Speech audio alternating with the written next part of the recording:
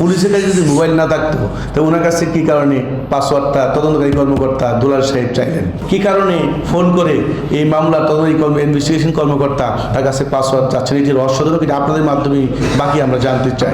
সাগররণী হত্যাকাণ্ডের ঘটনার সময় যে আলামত ছিল, আলামতগুলো কিন্তু এই গণমাধ্যমে এভাবে আসে না। আর তহিন হত্যাকাণ্ডের ঘটনাগুলো যে তথ্যগুলো মোটামুটি গণমাধ্যমে আসছে। তবে মোবাইল ও যে পুলিশ যে বলছে যে মোবাইলটা উদ্ধার করতে পারেনি, এখনও আমি যদি আমার ধারণা করছি পুলিশ বলছে যে মোবাইলটা উদ্ধার করতে পারেনি, আমি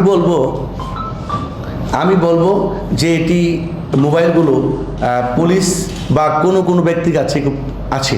কারণ পুলিশ যদি উদ্ধার করতে না পারে, একটু আগে তহিন হত্যার যে কাণ্ডের যে তার তহিনের যে স্ত্রী আছে তাকে টেলিফোন করে মামলার যে আয়ু তিনি বলেছেন যে মোবাইলের পাসওয়ার্ডটা তিনি জানেন কিনা।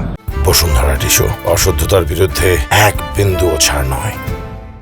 তাহলে পুলিশের কাছে যদি মোবাইল না থাকতো তো ওনার কাছে কী কারণে পাসওয়ার্ডটা তদন্তকারী কর্মকর্তা দুলাল সাহেব চাইলেন, তাই না?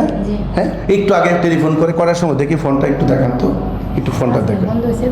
বন্ধ হয়ে গেছে। প্রায় 20 মিনিট আগে ওনাকে ফোন করেছেন যে তহিনের যে মোবাইলের পাসওয়ার্ডটা তিনি জানেন কিনা।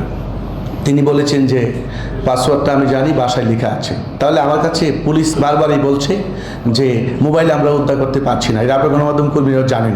তবে আমার কাছে খুব রহস্য মনে হচ্ছে যে এটি তদন্তকারী কর্মকর্তা এই মোবাইলটি উদ্ধার করেছে বা কারো কোনো তহিনের কোনো বন্ধুবান্ধবের কাছ থেকে এই মোবাইলটি উদ্ধার করেছেন, পুলিশের হেফাজতে আছেন।